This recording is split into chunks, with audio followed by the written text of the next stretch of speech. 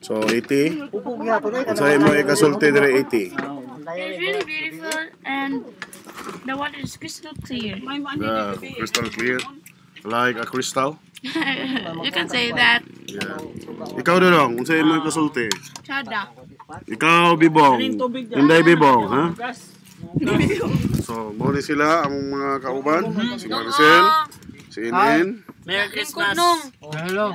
si Merry Christmas. John Calonia, Lisa, si Mama, okay, si Allen, si Allen, yung friend, si Melody, virgin pa daw ni, si Ed, okay, natagaron sa tunga-tunga agad sa Lake Apo. May unang ko Lake Cebu.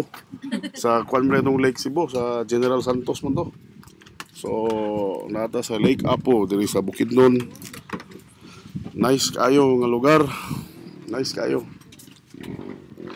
Wala siya sama ka nice. So, mao ni ang mga kilid-kilid sa Lake Apo. Bukid ang nagpalibot sa iya. And then, mao ni ang atong gisakyan nga katig.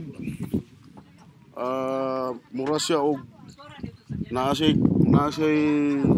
cottage sa tunga sa katig nga gibutan, and then birahon ang pisi para makaanhit sa tunga. Birahon ng pisi. Asa ang pisi di aroy?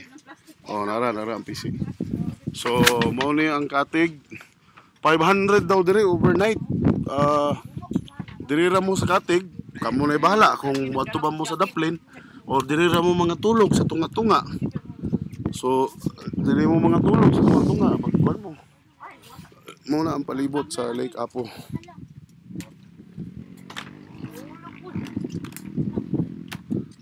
Okay. So, muna na. Atong video diri sa Lake Apo. Unsa nga lugar len? Ginuyuran. Ginuyuran, Valencia. Merry Christmas. An advance Happy New Year sa atong tanan, sa Monk, sa Commonwealth Insurance Company. Og apil na sa mga nangabahaan sa Sindong. Naay kubo, gwapo nga kubo. Ora ang kubo. Grabe katugnaw diri. Diha daw dapit. Kaning mga kakahuyan nga na daw diri ang source sa tubig nga gikan umoy ga supply aning Lake Apo. So, maura to. Daghang salamat. O kaninyo, matinahuron.